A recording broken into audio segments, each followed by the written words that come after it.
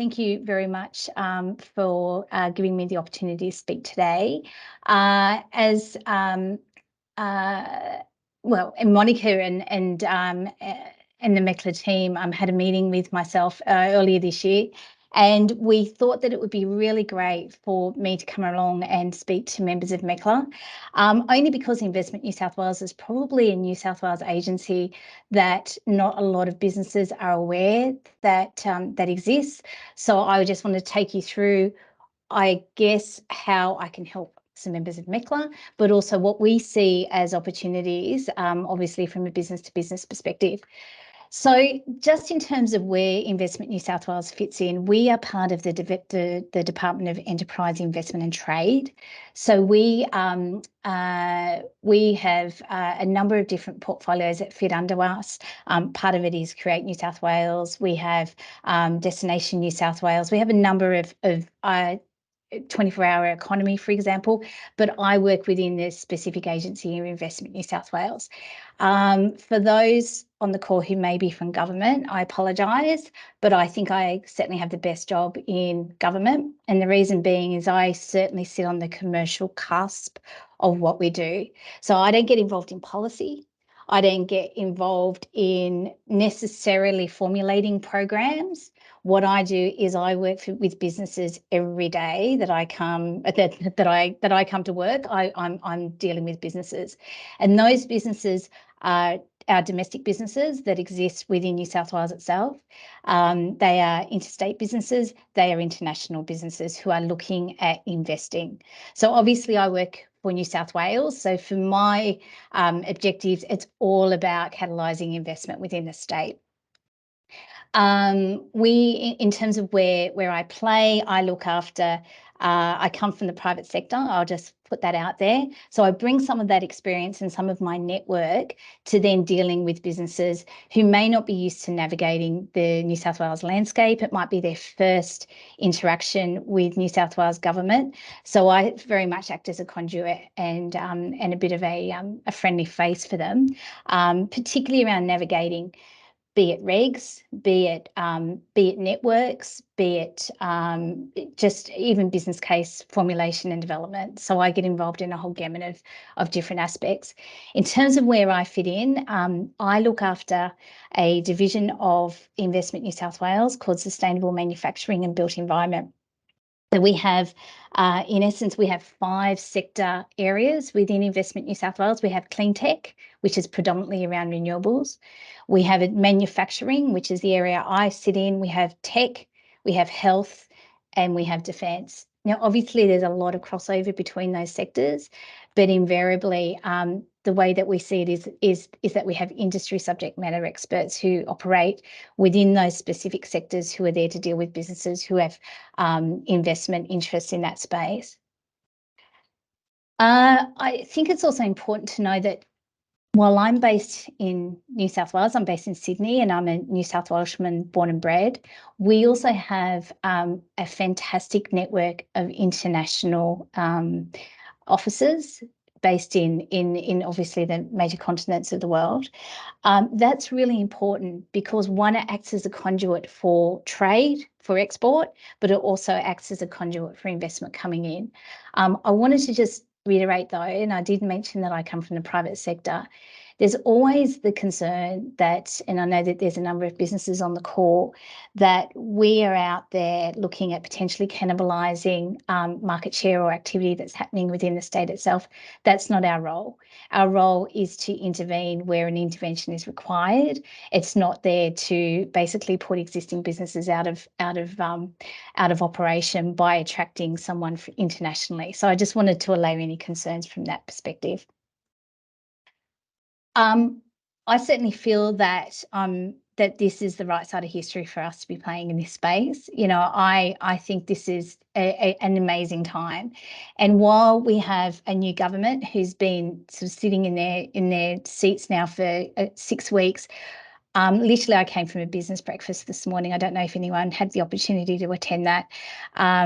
And when Minister Sharp, the Minister for Environment and Climate Change for New South Wales government, was talking about the legislative agenda of legislating 50% reduction in emission targets by 2030 and zero by 2050. This is the right time. This is a fantastic opportunity for our sector. And the reason I've got a whole page of plethora of different reports and strategies is that this is a conducive environment for what we're about regarding, carbon reduction. And it's not just seen in what we would, identify as the key strategies, which would be in the waste and sustainable material strategy and net zero, but we see it be explicitly or implicitly in every single strategy and program that comes through the government's agenda, particularly in the last couple of years.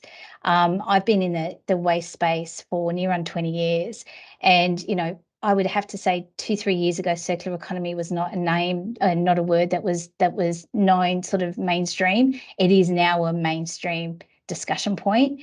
In fact, Minister Plibersek mentioned that circular economy was going to be an agenda item on their upcoming ministers meeting, environment ministers meeting mid-year. So we're really seeing a significant shift change. So New South Wales government absolutely is supportive of the work that's being done through MECLA and through member agencies. I guess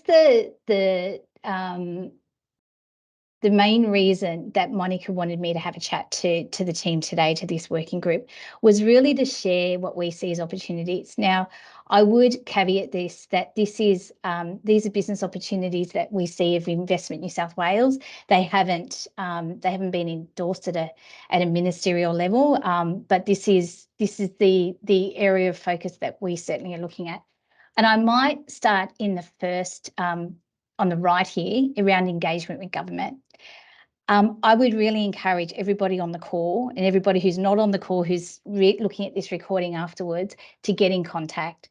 It's really important that government understand what business plans are, what business opportunities are, what you're looking at, so that we are able to then identify potentially programs or incentives. I mentioned about participation in industry forums and roundtable. If we don't know about your business and what your plans are, then we, in essence, can't partner with you to help you grow and be successful. So we would really encourage you to reach out to us, and I've got my contact details on the last slide, and I encourage you to sort of take a screenshot of that. I love to chat, to hear about what your plans are, whether you're based in New South Wales or you're based in another state, but you're potentially looking at coming to New South Wales. How can we help? I have incentive programs often that are part of my portfolio, but in essence, I work across government, and even at a federal level, I am very close to federal counterparts to identify potential funding programs that we might be able to navigate you towards. But invariably, as I said, part of it is an industry development play as well. If you haven't signed up for ICN, I would really encourage you to sign up for ICN. New South Wales government and federal government is a big supporter of Industry Capability Network. It's in essence, it's a connectivity tool for you and some of the tier 1 and tier 2 players. And as I said, the identification of funding programs, I know that particularly in the current climate we're in, funding is tight. So if government can help, we're here.